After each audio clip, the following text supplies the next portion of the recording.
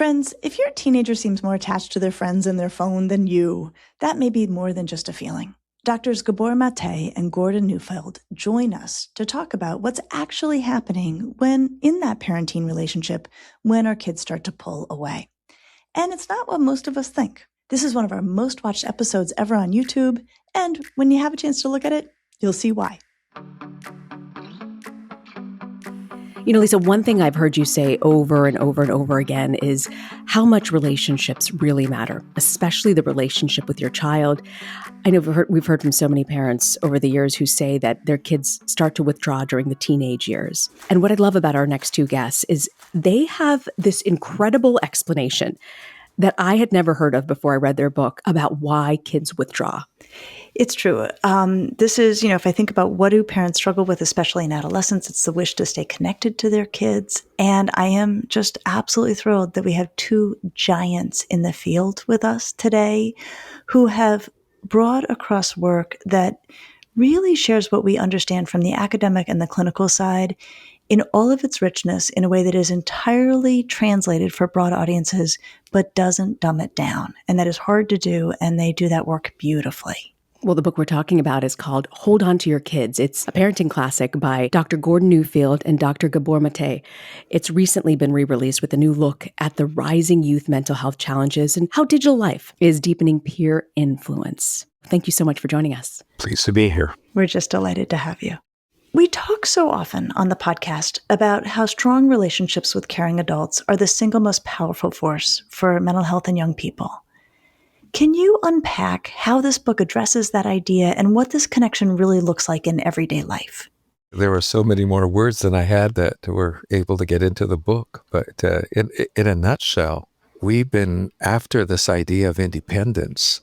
And it turns out that we as humans have relational needs. And relational needs, by definition, are where we depend on others. And the drive for togetherness is the most significant, preeminent drive of all. It's true for all mammals, and it's especially true for humans in very many ways. This never goes away. It's there from the cradle to the grave.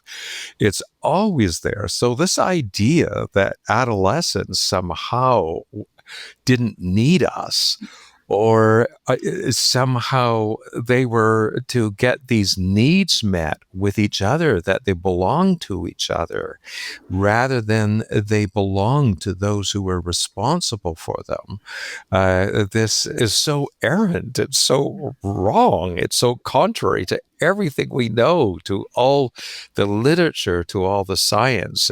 Parents have lost their confidence in believing they are still their best bet for their adolescence. And yes, what this book is about is that attachment is a delivery system of care, but it requires an umbilical cord. If the adolescent isn't attached to the parent anymore, that parent can love them with all their heart. That parent can care, but it's not getting through. And when peers matter, peer groups matter, those who aren't responsible for the child, the care doesn't get through. This is dreadful for the adolescents. It's dreadful for the parents because they're still there loving their child, but think they're no longer in the game. And they think their adolescents are independent of them now because they're not depending upon them. Well, they've just transferred their dependence to others that can't really take care of them. This book is really about restoring that understanding that our adolescents still need us. In fact, they need us more than ever in this world. Are you kidding? I'm 45 and I feel like I need my parents more than ever, than even before the teenage years. Dr. Maté, I want to ask you a little bit about this concept of peer-oriented and parent-oriented kids. You know, of course we know kids need friends. So at what point does peer orientation really become a problem? First of all, let's look at humans from the evolutionary point of view. For millions of years, there have been human beings on Earth. For 200,000 years, our own species has been on Earth. For all those millions of years, and for most of those 200,000 years, kids grew up in a whole network of adult attachments. It's not that they didn't have friends, but the friends weren't the primary relationship. The primary relationship was with the adults, with the uncles, the aunts, the parents, the whole community. this has been subverted in modern culture. Now, as Gordon points out, development takes place in a pyramidal fashion. The base of the pyramid is attachment, strong relationship with parents. The child's brain itself, the circuitry of the child's brain, physiologically, is shaped according to the early relationships. This is a physiological fact, a neurophysiological fact. So there's attachment. Then there is the drive for individuation. And nature wants us in the end to become independent, not asocial, but independent creatures with our own sense of who we are, our meanings, our understandings, our preferences. Then comes socialization, which is where people who are truly individuated can connect respectfully and caringly with other human beings. Now, in our culture, we've put socialization ahead of individuation. So long before kids are their own persons, and long before their attachment with the adults is solidified, we put them into their peer group, and they spend most of their time with their peers. So their attachment becomes transferred to the peer group before they even know who they are. So based on that research, what would you advise parents then? Should we be telling them to hang out with their friends less?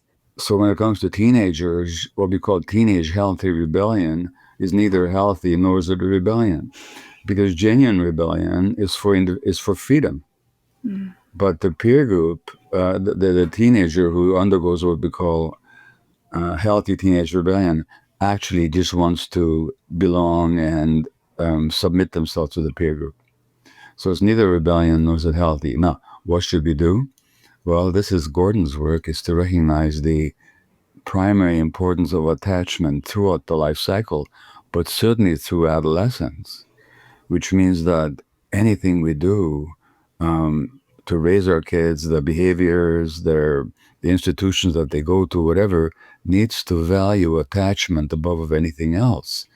And then they can be prepared for the individuation, the healthy individuation. Parents need to understand the importance of attachment, which means staying away from this stuff, staying away from the social media. Don't let your infants play with iPads, these addictive devices that actually wean them away from adult attention. Kids should be at home much longer rather than in daycares, if that's possible.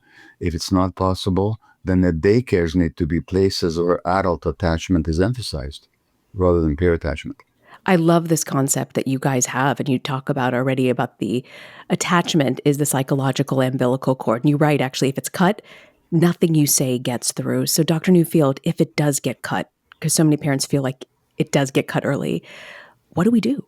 Well, the good news is that it's never too late with a relationship. It doesn't mean it's guaranteed, but we're always looking for home, for a place to belong, for a sense of significance, for a sense of mattering, for love. It's knowing that these needs, that we are their answer, not that we have answers. It's very hard to have answers anymore at all, but that doesn't mean we aren't the answer.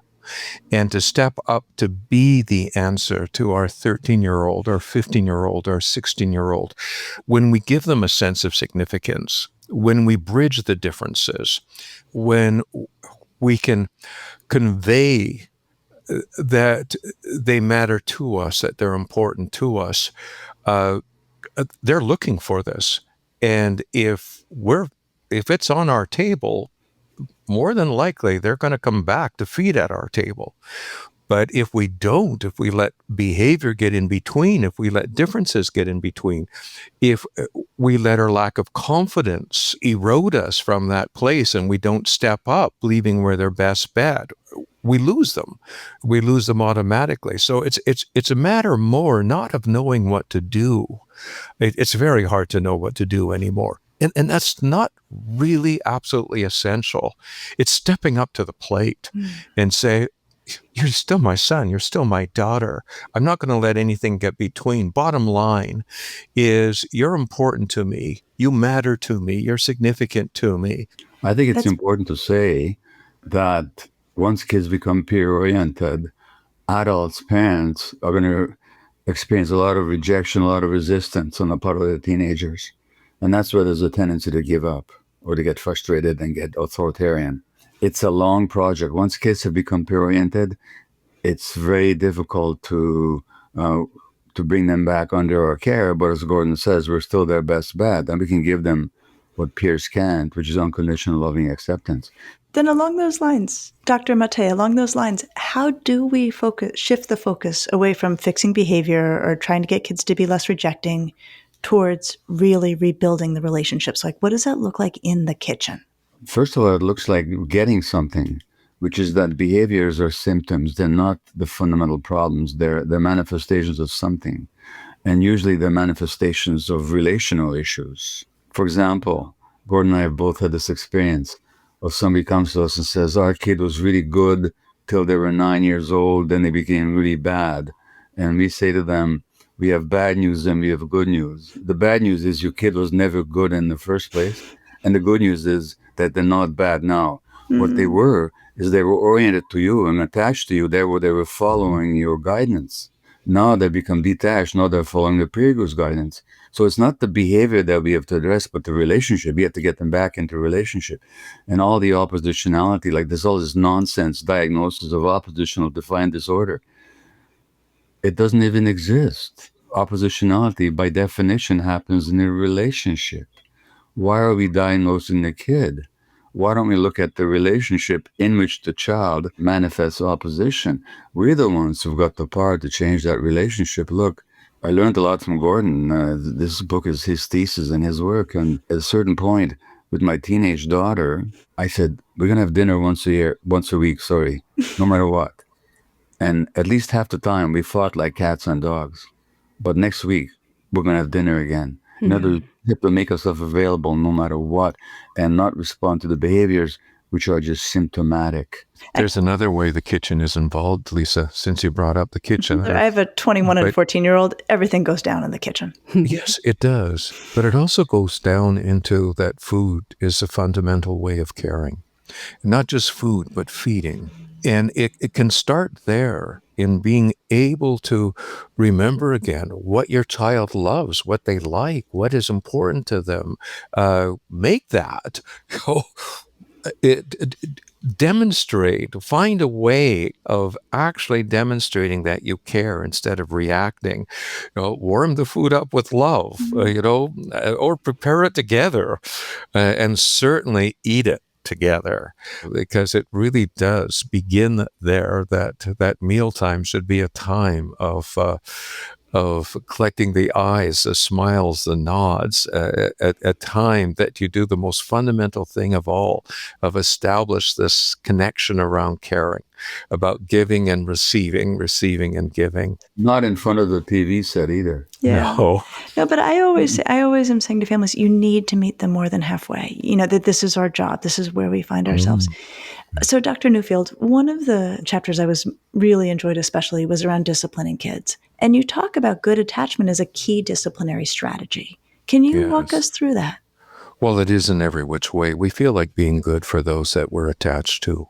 So the bottom line is when the attachment is there, we'll feel a lot more like being good. And that's 80-90% of the battle. The other thing is very directly, even though as couples we may be very attached to each other, you have to engage those attachment instincts. We have better manners with our friends, attachment manners. We get their eyes, we get smiles, we get nods. And when they're nodding, we say, can I ask you for a favor? Whereas with our kids, we say, set the table, put away your shoes, get your room clean. And we do this cold. We would never work our friends cold, never. And yet we parent cold. We do this with parents even more so. First of all, make sure that you do your relational work so that they experience the invitation to exist in your presence, that really gets through. Secondly, make sure you do that before you say pass the salt. Get the eyes, get the smiles, get the twinkle back in your eye. Give them a sense that, this isn't only about getting you to do stuff. This is in a context of a loving relationship. Oh my God, I've screwed up so badly. This is so bad. They're finally paying attention to me. I'm like, hey, did you take out the trash? Did you? Because it's the end of my day and I need all these things done and I don't have time for attachment parenting because I need to get stuff done. And you're telling me I've just ruined my relationship. But actually, we all screw up. Actually, you spend much of that time if you practice direction parenting. And as Gordon says, it's not a question of a whole lot of effort. It's a question of a smile. It's a question of an attitude. It's a question of softness of tone. It's a question of welcoming. Gordon says, I love his phrase of his. He says, collect them before you direct them. I love that. I love that. And collecting doesn't take a long time. No. And that's the first one. Second point is, as to discipline, in this continent, we confuse discipline with punishment. Like, I'm going to discipline you. But discipline has nothing to do with punishment necessarily. What is a disciple? It's a follower. Somebody who follows you. Now, Jesus, to name one example, had disciples not because he threatened them and punished them, but because they loved him and trusted him. True. Discipline is really a way of being aligned with certain principles. And if the relationship works, your kids will be your disciples. That doesn't mean they'll agree with you on everything, but there won't be this malignant, toxic resistance. So when you talk about the parent-oriented model, how does that compare to what people talk about helicopter parenting? Can I address that one? Okay. Go for it. Sure. Lay it on us. We both want to. Yeah. We want you to answer this. Helicopter parenting has nothing to do with the needs of the child. It has to do with the anxiety of the parent. Ooh. They need to hover over the kid to make sure the kid has a life trajectory that the parent envisions for them that has nothing to do with the child's needs and personality and predilections. So it's about driving them here, driving them there, this practice, that practice, yoga, soccer, dance class, whatever. And it's not relational. By definition, the helicopter is above the ground. You're not with the child, you're above them, and you're trying to control them to assuage your anxieties. It's a very harmful kind of parenting, actually. To get to a child's side, for the child to feel them at their side, is a fundamental human relationship kind of thing. That is about attachment, to get to their side. To communicate to them that they cannot handle things is crippling. Yeah. When the person that we look to for cues about, can I do this? Can I handle this? Am I strong? Am I going to be overwhelmed? Suggests that I can't. It's devastating. So our responsibility is to get to their side. But oh my goodness, when you do this, you want to convey that you've got this, honey. I'm just here at your side. You can do this. And smothering has never been good in the sense, as Gabor says, it's more about the needs of the parent when that's happening. If it's about the child, we can find our place and be their support cast.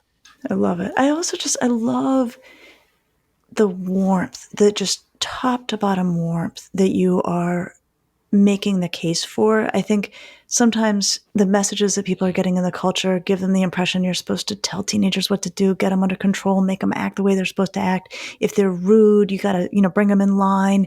And I agree with you completely. My training is very much the same training you have around the fundamental power of a good working relationship to make everything else happen, and the cost of not having a relationship, that nothing good can happen in that context.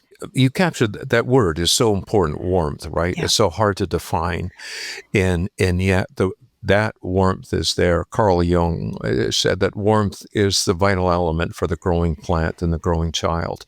And if the child does not feel our warmth, it is not safe, does not see their own dignity in our eyes, does not feel that invitation, they're going to be dreadfully wounded. Why wouldn't they go to their peers? Because they think they're going to be better off. Unfortunately, they're not, but they think they'll be better off. Well, and I think, the dynamic that so often unfolds is, teenagers do seek independence, and then this, like it feels personal to the adult, and then it's hard to feel warm. They don't seek independence if dependence hasn't been aversive. When we use what children care about against them, we are engaging in a most cynical kind of parenting. So be careful what you get attached to, because it gives me power over you. And we've been confusing that with discipline, teaching a lesson, using what they care about against them. Give me an example of using what they care about against them, just so that I know exactly We what call you it mean. consequences. Okay. I'm going to look around for what it is that you're attached to and use that against you.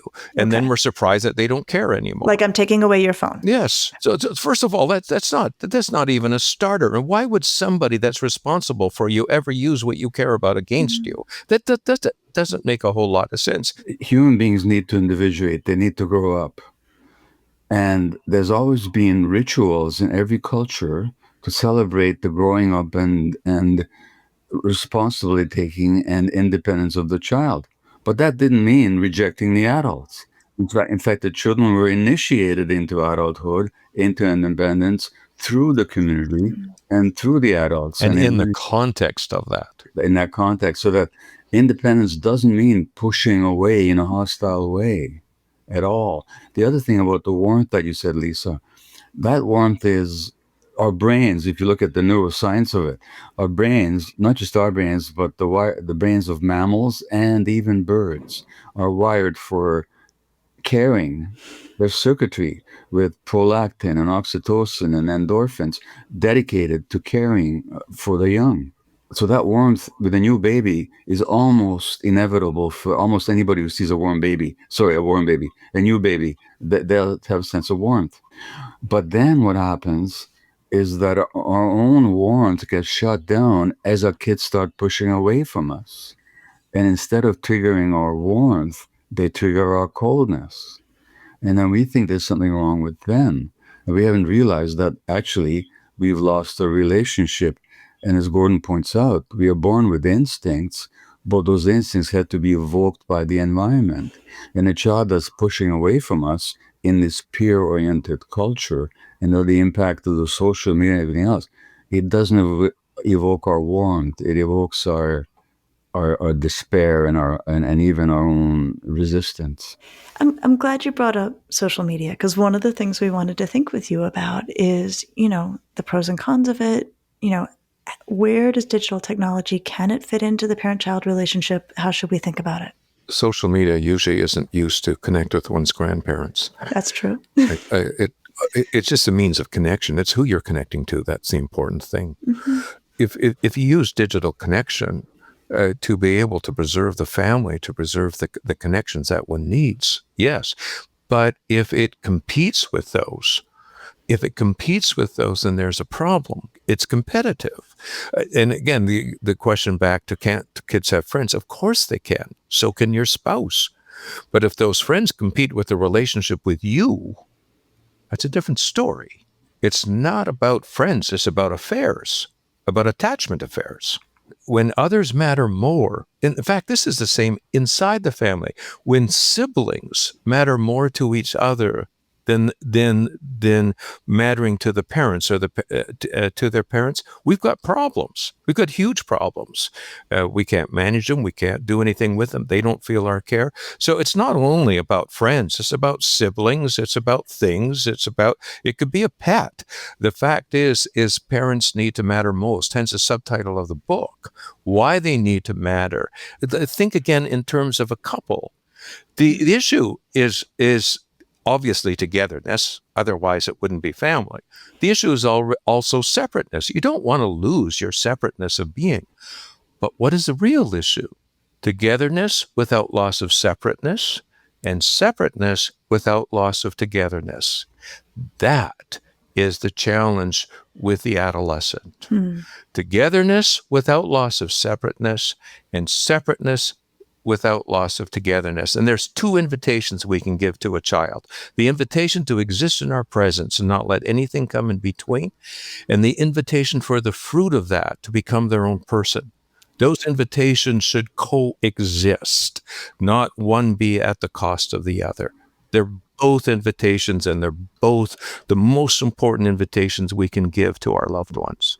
If you're listening and you're a parent and you feel like I have lost the separation, the umbilical cord's been cut, what's your advice to regaining that connection? Where do we start?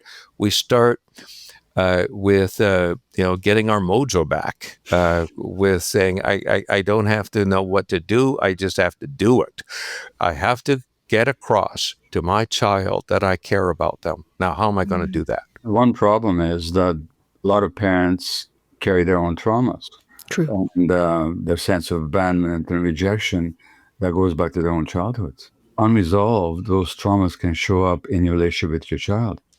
So when your child is pushing away from you, as Gordon was talking about, not making it about yourself, but traumatized parents who don't realize it can make it about themselves and actually believe they're being rejected, they're being abandoned by their children, which can bring up a lot of pain, a lot of resentment, and a lot of resistance. So parents really have to take responsibility for their own emotions and not make their child responsible at any age. Not make the child responsible for what the parent feels, and not let those traumatic imprints cause you to desist from that commitment to the child that Gordon is talking about. I was reading your book on a plane, and I was actually moved to tears in my seat when I came to this line. The ultimate gift is to make a child feel invited to exist in our presence exactly as he is.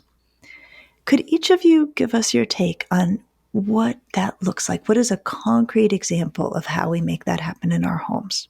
Well, it's communicated most beautifully when there's something that's come in between, when there's differences, when there's violated values, when there's disappointments, and so on. It's, in a sense, the story of the parable of the prodigal son, if you remember it. When the son has violated all the values of the father, it's in that context that the father says, I love you. Mm-hmm. None of that is going to come in between, and reaches out to close the gap. And it's those moments that really get through. I remember once with I was really frustrated with my youngest son. He was 6.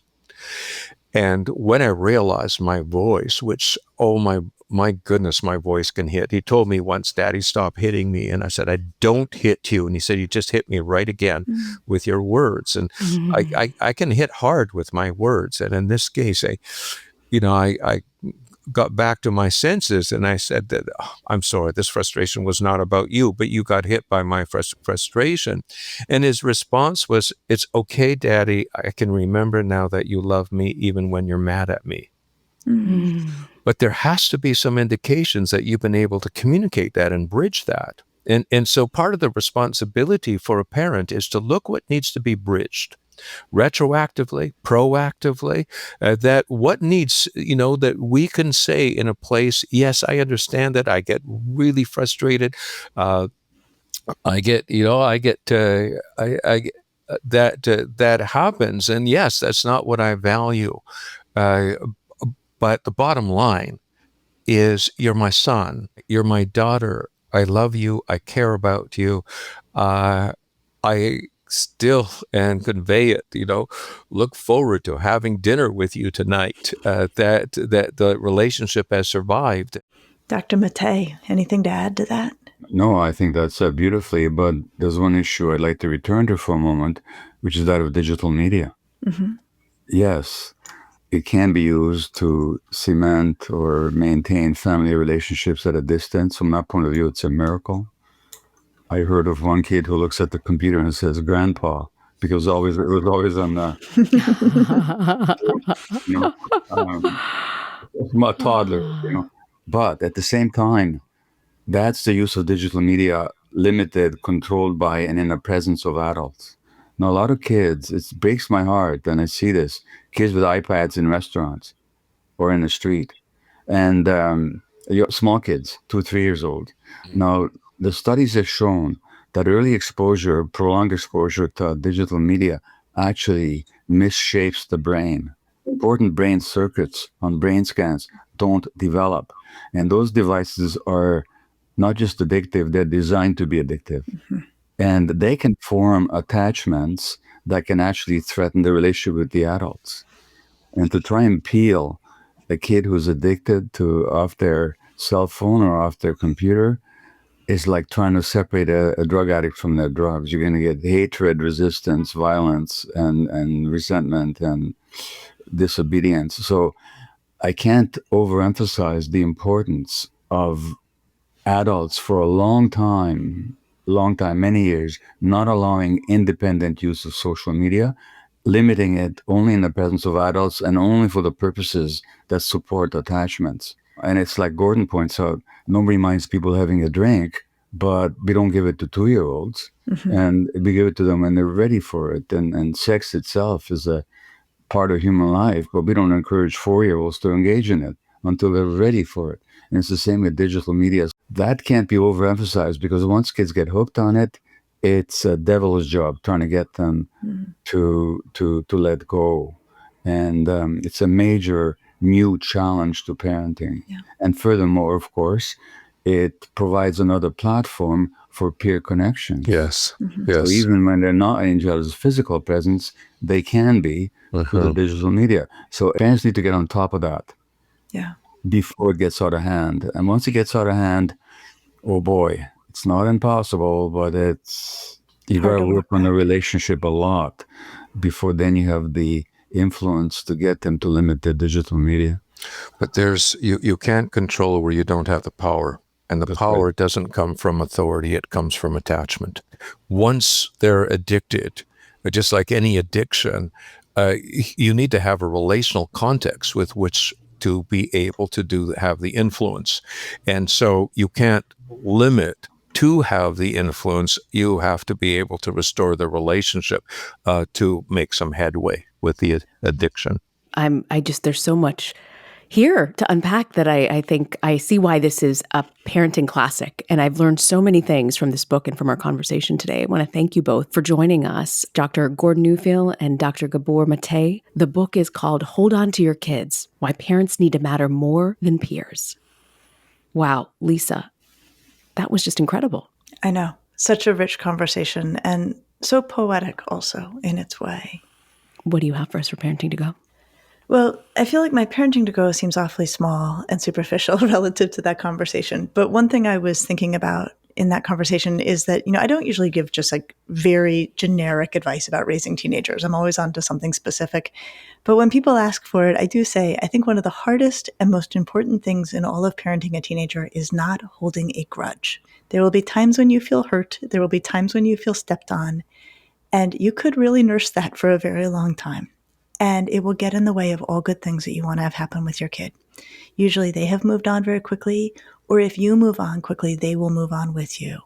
And so the goal, and I will truly say as a mother of teenagers, and also one of the hardest things in raising teenagers, is to not hold grudges. Just out of curiosity, if I know a parent who always takes away the cell phone as a disciplinary action, what's another? Asking for a friend, Reena? Asking for a friend. Well, maybe we'll take a page out of Dr. Maté's and Neufeld's book, and maybe instead you take them out for a treat and talk about what went wrong. I'll see you next week. I'll see you next week.